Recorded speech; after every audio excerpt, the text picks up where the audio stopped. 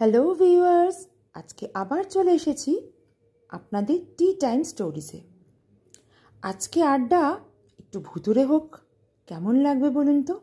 আমার তো বেশ মজা লাগছে। তবে আজকে একটু লম্বা আড্ডা দেব না, আপনাদের বেশিক্ষণ বোর করব না। আজকে ভাবছি ভূতের গল্পটা একটু ছড়া করে বলি আপনাদের। একটু ভয় আর একটু মজা মিশিয়ে বেশ টক ঝাল মিষ্টি ঝালমুড়ি ভাজা কেমন হবে বলুন তো? ভালো লাগলে কমেন্ট করে জানাবেন, তাতে আমিও একটু উৎসাহ পাই।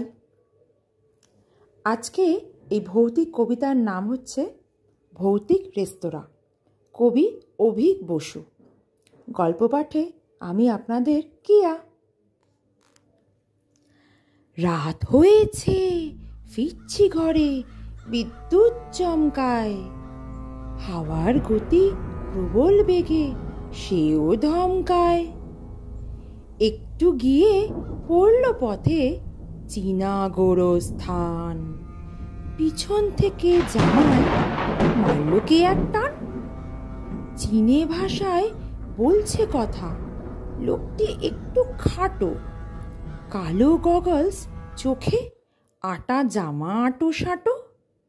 রাত বেড়েতে কালো গগলস, সন্দেহ হয় তাতে।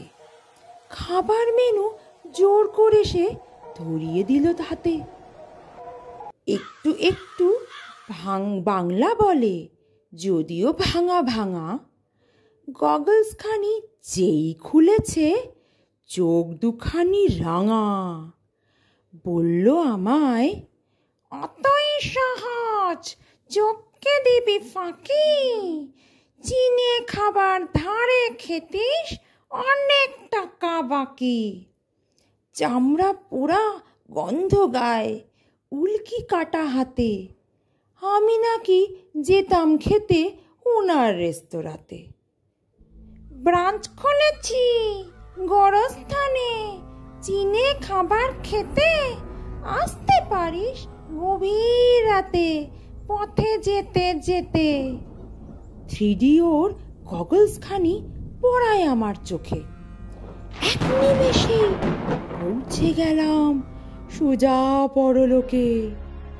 শিউরে উঠি, রেস্তোরাঁতে আমি ছুটির দিনে। চ্যাং দাঁড়িয়ে নিচ্ছে অর্ডার চিকেন চাউমিনের। চ্যাং তো কবে মরে গেছে, রেস্তোরাঁতে তালা। অশিরিরি বলল, আমায় বাঁচতে হলে পালা। আরে এ তো ভূতের রাজ্য, মৃত্যুর প্রতিক্ষণে। ভোর হয়ে যায়, সূর্য ওঠে পূব আকাশের কোণে।